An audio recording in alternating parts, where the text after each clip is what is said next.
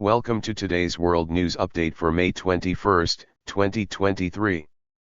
Here are the most important stories from around the globe. Wagner Group claims capturing Bakhmut. International Criminal Court outraged by Russia putting its prosecutor on wanted list. Modi says he will do everything he can to help Ukraine.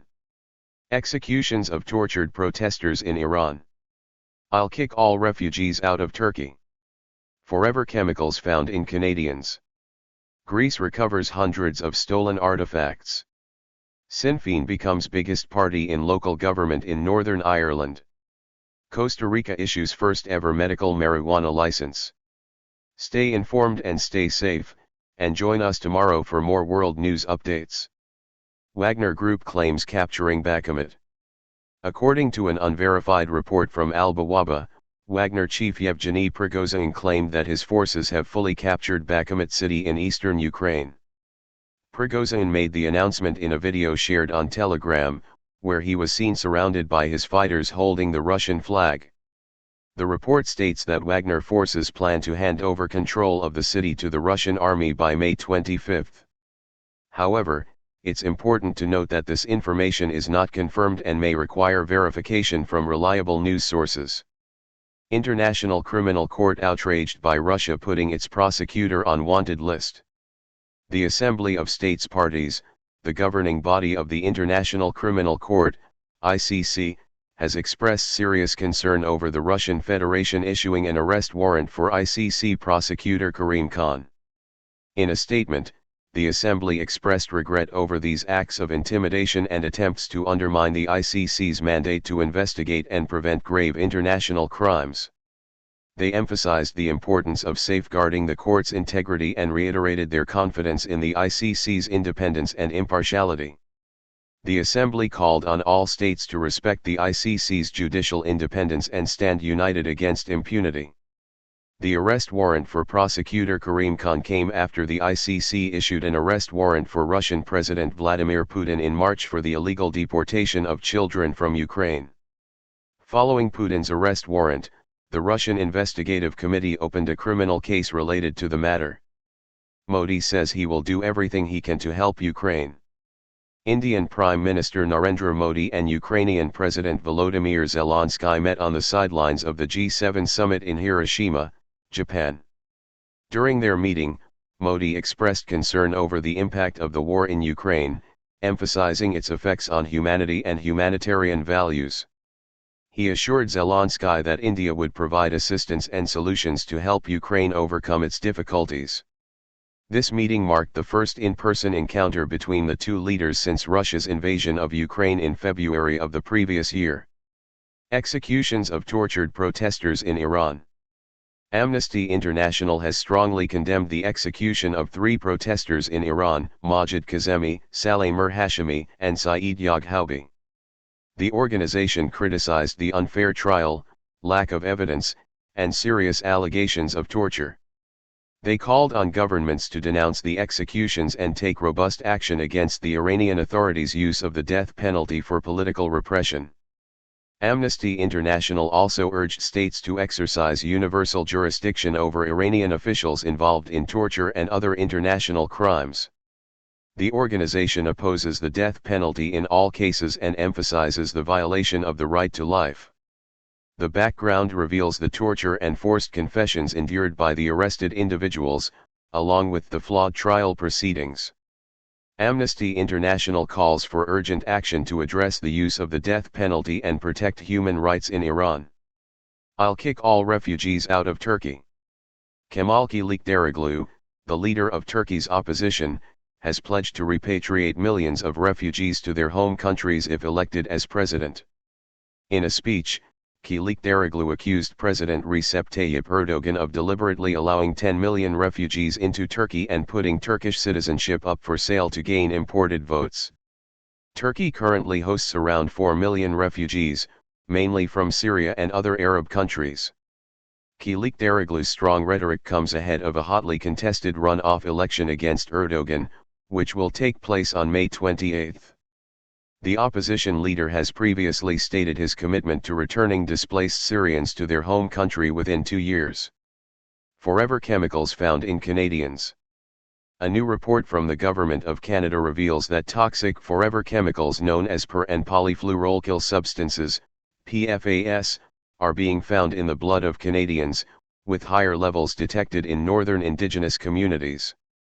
Health Canada and Environment Canada have proposed listing PFAS as toxic under the Canadian Environmental Protection Act, a step toward enacting regulations to ban the chemicals. PFAS are persistent chemicals that accumulate in the liver and kidneys, and they can be found in various consumer products. The report also highlights the transmission of PFAS from pregnant mothers to fetuses and infants through breast milk. Firefighters and Indigenous communities are identified as groups facing increased exposure to PFAS. The report emphasizes the adverse effects of PFAS on various systems in both animals and humans. Environmental groups urge Canada to take a comprehensive approach to address PFAS contamination. Greece recovers hundreds of stolen artifacts. Greece has successfully recovered hundreds of looted artifacts, including a bronze statue of Alexander the Great dating back to the 2nd century. The artifacts were retrieved after a lengthy legal battle with the company of a British antiquities dealer, Robin Sims, who had amassed a vast collection through illegal trading. Greece has been actively working to repatriate looted artifacts from museums and private collections around the world. The announcement of the repatriation of 351 objects from Sims's collection comes after a 17-year legal struggle. It is unclear if these artifacts are connected to the archaeological treasures found in Switzerland in 2016. The return of looted artworks, such as the Parthenon sculptures, remains a topic of debate, with discussions on their potential repatriation progressing. In a related development, the Vatican recently returned 3 fragments of Athens' Parthenon temple that it had held for centuries. Sinn Féin becomes biggest party in local government in Northern Ireland.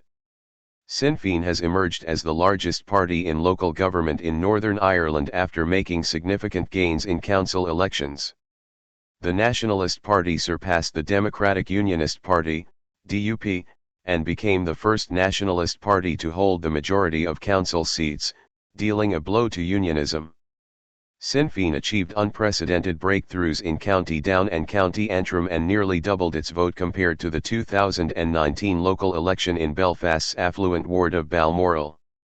With most seats declared, Sinn Féin had 143 seats, the DUP had 122, the Alliance had 65, and the Ulster Unionist Party, UUP, and the Social Democratic and Labour Party, SDLP, experienced declines. Sinn Féin's dominance was evident in the share of first preference votes as well. The election also saw Lillian C. Neubar of the SDLP becoming the first black person to be elected as a politician in Northern Ireland. Sinn Féin capitalized on nationalist discontent over the DUP's boycott of power sharing, which has prevented Sinn Féin's deputy leader, Michelle O'Neill, from becoming the first minister. The election results further solidified Sinn Féin's success in last year's assembly elections and highlighted the declining demographic and political position of unionism. The outcome prompted calls for greater unity among unionists and raised questions about the future of Northern Ireland within the UK. The DUP maintained its position as the dominant force in unionism despite facing criticism for paralysing the Stormont executive and assembly over post-Brexit trading arrangements. The Alliance Party consolidated its position as the third largest party in Northern Ireland, while the SDLP suffered losses. Costa Rica issues first ever medical marijuana license. Costa Rica has issued its first license for the production of medical marijuana, marking a significant development following the legalization of medical cannabis in the country about 14 months ago. The license was granted to Azul Wellness, which will operate a greenhouse in the town of Philadelphia in Guanacaste.